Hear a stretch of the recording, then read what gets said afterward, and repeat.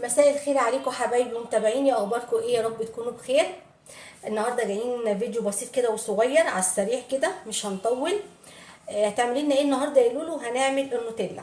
هنعمل النوتيلا في البيت، هي طبعا بتتباع بره غاليه جدا، فهنعملها النهارده بطريقه اقتصاديه جدا وسهله قوي وبسيطه. طيب ندخل في المقادير. بسم الله الرحمن الرحيم.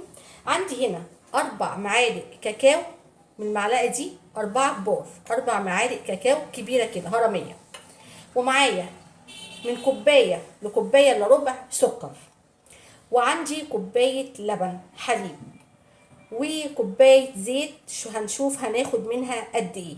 وعندي هنا بديل البندق، هستعمل كيس نسكافيه بطعم او بريحه البندق. وعندي هنا رشه فانيليا. طيب دي الطريقه الاقتصاديه بتاعتنا. طب احنا مش عايزينها نعملها اقتصاديه، هتستبدلي النسكافيه ببندق. هتجيبيه وتستخدميه بدل النسكافيه. ممكن تستخدمي 20 جرام، 25 جرام، هيديكي برضو نتيجه كويسه، او يعني على حسب امكانياتك. ممكن تستخدمي طبعا اكتر، يعني ممكن تعملي 250 200 جرام، 250 جرام زي ما انت عايزه. احنا هنعملها بطريقه اقتصاديه، فهنستخدم النسكافيه بطعم البندق او ريحه البندق. دي طريقه اقتصاديه وبتدي طعم حلو جدا، يعني قريبه جدا منها او حلوه قوي، يعني ما فيهاش اي مشكله. وطبعا فانيليا. يلا نسمي بسم الله، بسم الله الرحمن الرحيم، ونبدا نشوف هنعملها ازاي. يلا بينا. هنا بقى انا حضرت الخلاط بتاعي، شغلي كله هيبقى في الخلاط. اول حاجه هنزل بيها كوبايه اللبن. بسم الله الرحمن الرحيم. يبقى انا هنا لازم ادلدق، لازم. حطيت كوبايه اللبن، هنزل بكوبايه الا ربع سكر. ممكن تستخدمي تبقى نص كوبايه، ممكن كوبايه. انا هستخدم هنا كوبايه الا ربع اهو. وكمان انا حطيت كده السكر واللبن. هنزل بال4 معالق كاكاو. بسم الله الرحمن الرحيم. كله في الخلاط اهو. وحطيت الكاكاو، وهنزل كمان بكيس النسكافيه اللي احنا قلنا عليه. ممكن تحطي كيسين، يعني ممكن تحطي 2 من النسكافيه. وهنزل كمان بشويه من الفانيليا اهو. تمام تمام يا لولو. وبعدين هضرب بقى كل المكونات دي مع بعض. بسم الله الرحمن الرحيم. طبعا انا فضل معايا كوبايه الزيت، انا مش هحطها دلوقتي. بصوا انا هضرب عشان الصوت، وارجع اوريكم هنعمل ايه تاني. هنا بقى حبايبي انا ضربتها اهو، شايفين كده؟ ضربتها خلاص في الخلاط. دلوقتي هعمل ايه؟ انا حطيت كوبايه الزيت في حاجه كده ليها بوس كده، عشان انا لازم اصب الزيت سرسوب رفيع جدا، لان هي دي الطريقه اللي هتخلي النوتيلا معانا تتقل. تمام، لازم بالطريقه دي.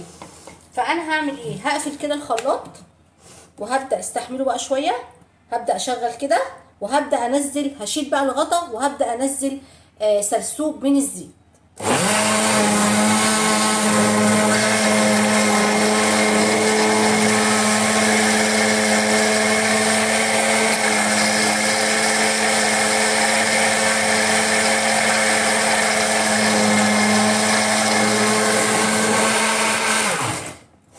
انا هكمل بقى على كده. انا وريتكم جزء اهو عشان بس صوت الخلاط ما يضايقكوش، وبعد كده هوريكم هنعمل ايه. يلا بينا. بصوا بقى حبايبي النوتيلا، بسم الله ما شاء الله، شايفين؟ تحفه جميله جدا. عايزه اقول لك على حاجه. دلوقتي انا اهو بقلبها، طول ما انت بتحطي الزيت هو دوت اللي بيديها القوام ده. تشغلي الخلاط وتحطي الزيت سرسوب رفيع جدا، هتلاقيها تقلت. في ناس بيقولوا ما تقلتش معانا، لا. بصوا ده اللي فاض من كوبايه الزيت اهو. حوالي يعني خدت حوالي كوبايه الا ربع من الزيت، وخدت كوبايه الا ربع من السكر او اقل شويه. حلوه جدا. بصوا بقى هنصبها بقى مع بعض في برطمانات. بصي انا جبت برطمان اهو. بسم الله الرحمن الرحيم. شايفين؟ شايفين تقولها قد ايه؟ بصوا ما شاء الله، حلوه جدا. هنشوف بقى تعمل معانا كميه قد ايه. الاربع معالق كاكاو وكوبايه اللبن وكوبايه الا ربع سكر وكوبايه الا ربع من الزيت. انا هكمل كده، هشوف هتاخد معايا كام برطمان اهو.